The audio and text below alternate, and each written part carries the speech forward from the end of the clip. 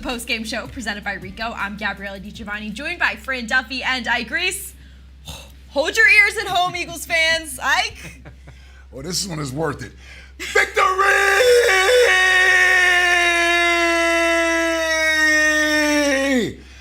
Woo! Oh, goodness. That was a nice one. That was a nice one. That felt like a good one. 363 yards rushing. That deserves a big-time victory. No, it really did, and just an awesome game. Obviously, we'll dive into all of the nuts and bolts of the game. Offense played tremendous tonight.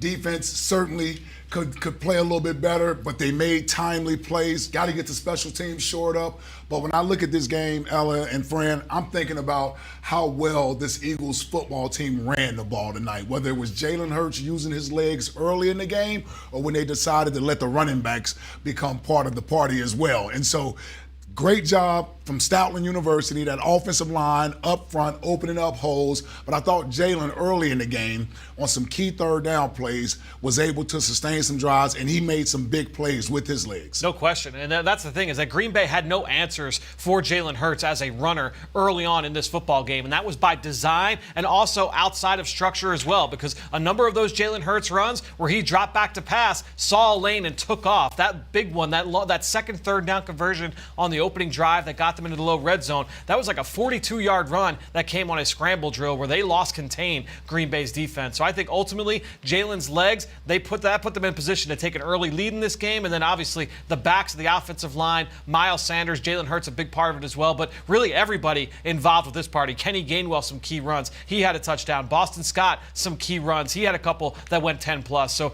everybody is going to be excited about this win. You got to start with Jalen Hurts because he set the tone in that first drive. He ran for 52 yards in that opening drive that resulted in that Kenny Gainwell touchdown we saw at the open of the show.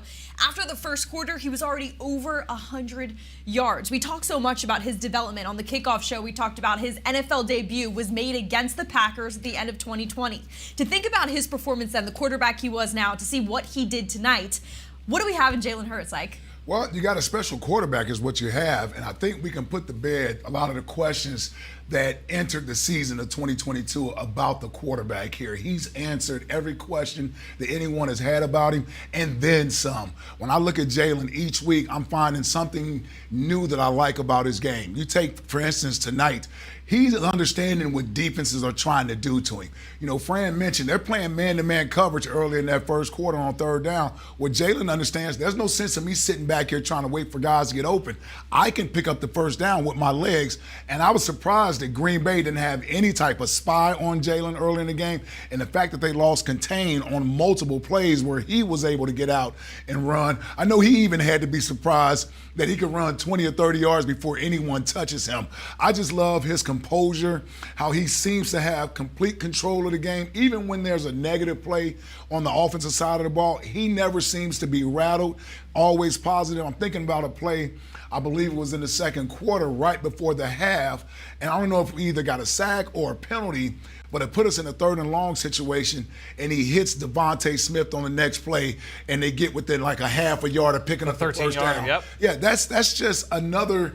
You don't see that from young quarterbacks in this league. And a guy that didn't really come out as a pocket passing quarterback to have an understanding of where he wants to go with the football, I just get more and more impressed each week because I think he's getting better each week. Yeah, I think the big thing is just having answers to what the defense is going to throw at you. And exactly what Ike said, when the defense comes out and they're going to play man coverage on third down. I know the Eagles were in all black tonight, but that's a green light for Jalen Hurts, and he took off. Sometimes they did spy. He made that spy miss. And that's the thing, is that when you have Jalen, that is his X factor, no question about it. 153 yards passing, 157 rushing, 2 touchdowns through the air. What else can you say about Jalen's performance tonight? Just an outstanding game here against Green Bay.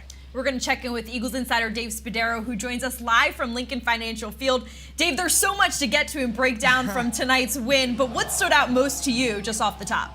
I mean, clearly you guys talked about Jalen Hurts and what a performance from him. The first third down play, he busts the Packers up with that run, and from that point on, the Eagles were literally off and running. But I really thought that it's time now to kind of shout out to the O-line. Green Bay kind of came after Hurts at times with the blitz, and the Eagles' offensive line did an amazing job with the run game, in the pass game, We learned a little bit more about the offense and how they were going to play without Dallas Goedert. The tight end's really not involved again in the passing game, only one target to Grant Calcaterra. The wide receivers more involved. The way that Jalen gathered everyone after the Eagles lost that 13-point lead and that end of first half drive, absolutely huge. Love the way that Reed Blankenship came in and had a takeaway. At the time, it was a very important takeaway. So Eagles 2 more defensive takeaways, and I just felt like this team doesn't get rattled.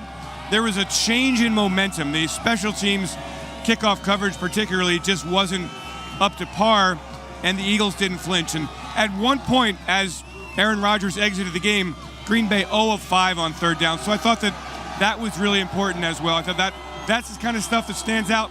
Almost 500 yards of offense before the kneel down. That is remarkable stuff. The Eagles' all-time single-game rushing of a mark of 376 yards, set in 1948, almost broken this evening. So just an incredible performance by a very diverse offense. And I think that's kind of what stands out to me, how diverse this Eagles offense is. You mentioned the offensive line. You can't eclipse over 300 yards on the ground without those big guys up front getting it done first and foremost. Looking at this matchup before the game, this seemed to be like the easy mismatch, the run game versus the Packers defense that's kind of in the bottom third of the league in rush defense. What did they do to absolutely exploit, however, that kind of mismatch?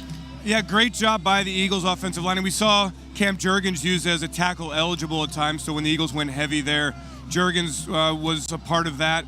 I mean, great running lanes inside, great patience from the running backs. All 3 of them got involved in the run game. The Packers missed a lot of tackles in this game as well. And, you know, it was all forward stuff. And Miles Sanders, I mean, we are now through 11 games here. And Miles Sanders, and I'm knocking on wood profusely as I say this, the ball security has been perfect from a player who has had some issues in the past. So you combine an offensive line that's getting it done, opening holes, with a group of running backs that really, the timing is perfect, the confidence is there. I mean, this running game, as prolific tonight, obviously, as it's ever been in the history of the Philadelphia Eagles. We heard some new names tonight on the field. What under-the-radar players really stood out to you, Dave? You know, I'm really glad to see Quez Watkins getting some play here. Tough catch at the end of the first half, 50-50 ball, working against Rasul Douglas. Second week in a row, we've seen Watkins reach the end zone. Blankenship steps up and makes a really nice play in place of C.J. Gardner-Johnson.